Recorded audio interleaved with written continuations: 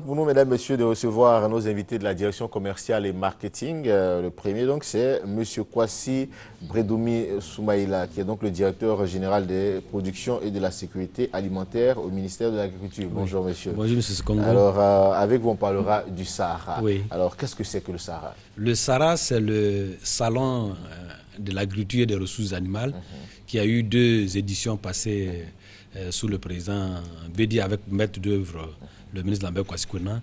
Mais depuis 16 ans, le Sahara ne se fait plus. Normalement, c'est quelque chose qui devait se faire tous les 2 ans.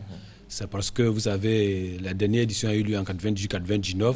Et puis, on est rentré dans les tunnels qui nous ont amenés très loin pendant plus de 16 ans. Maintenant, les nouvelles autorités qui ont repris le pays avec le secteur agricole qui reprend, le Sahara donc devient, c'est un instrument de promotion de notre agriculture.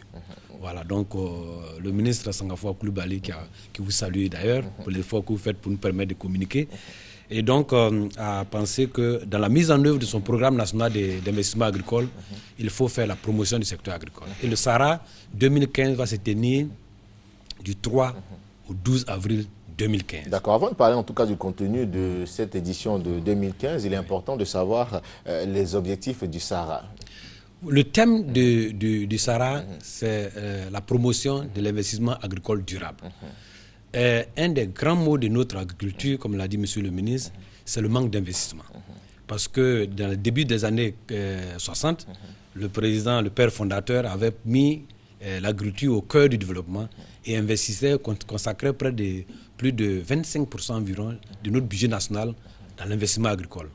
Dans les années 80, les crises commençant, on est descendu à 16%.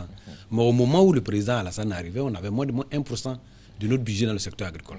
Or, l'économie de ce pays repose sur l'agriculture. C'est l'agriculture qui crée des emplois, qui contribue à plus de 30% de notre produit intérieur brut et donc qui fait que le pays se développe. Alors c'est un peu contradictoire. Donc, sur ces institutions, le ministre de l'Agriculture a mis donc un plan national d'investissement agricole. Alors, le ministre nous dit ceci. En comparant les pays sud-asiatiques, qui sont les pays émergents, et nous, on était tous partis dans les années 60, on avait à peu près le même niveau. On arrive dans les années 2000, ils sont en émergents, nous, on n'est pas. Alors, pourquoi? Parce que les investissements publics qui se faisaient, eux, ils l'ont substitué avec les instruments publics-privés. Nous, on a cessé d'investir dans l'agriculture. Conséquence, on a eu des problèmes sur notre dette extérieure, puisqu'on n'a plus d'argent payé, on a eu des problèmes d'emploi, on a eu des problèmes et notre économie est une économie sous-développée. Donc, investir dans le secteur agricole devient un élément important. Mais cette fois-ci, plutôt que ce soit l'État qui investit, et puis après, quand il y a des difficultés, l'investissement s'arrête, il faut créer la synergie pour que le privé, y compris les producteurs, même qui sont des privés, puissent investir dans le secteur agricole de manière durable.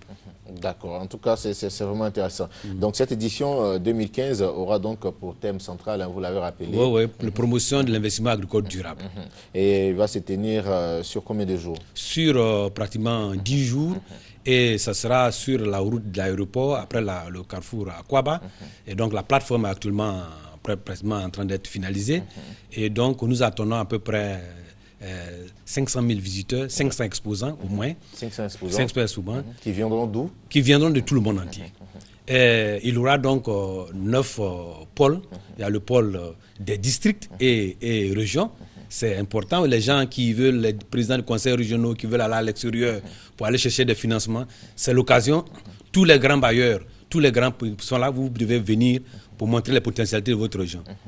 Il y a un pôle international où des exposés extérieurs arrivent avec des bailleurs, des Saoudiens, des Européens, des Américains, des Indiens qui arrivent. Et donc, il y a le pôle donc, de nos produits locaux, nos produits de terroir. Il y a le pôle des machinismes, parce que le machinisme, c'est important de mécaniser notre agriculture.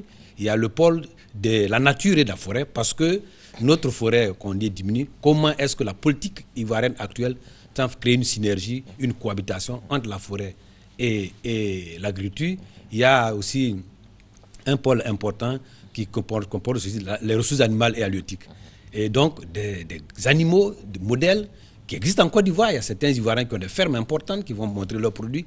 Hier encore, j'étais avec le ministre qui recevait donc, des hommes d'affaires d'étrangers qui vont convoyer des animaux de valeur par avion. À partir du 30, ils seront déjà là. Les charolais, exceptionnels. Donc, il faut aller voir. Donc, je pense que le Sahara, c'est d'abord grand événement. Ce sera ouvert par le président de la République lui-même. Nous avons des échos qui vont peut-être s'exprimer qu'il sera accompagné de son aîné, Henri Bédié.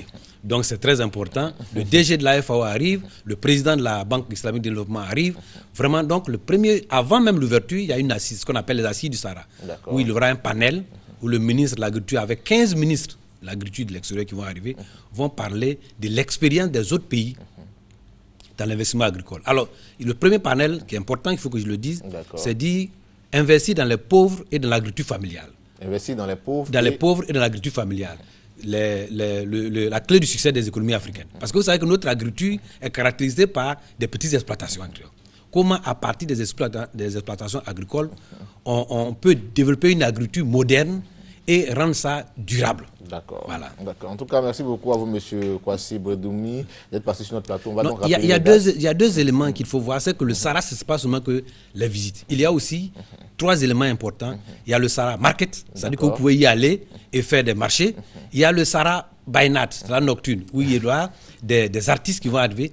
Et puis, comme c'est la période de Pâques, il y aura une cérémonie spéciale Sahara Pâques, où les gens vont aller pour fêter. Donc, vous pouvez, certainement qu'il y a d'autres éléments pour en parler.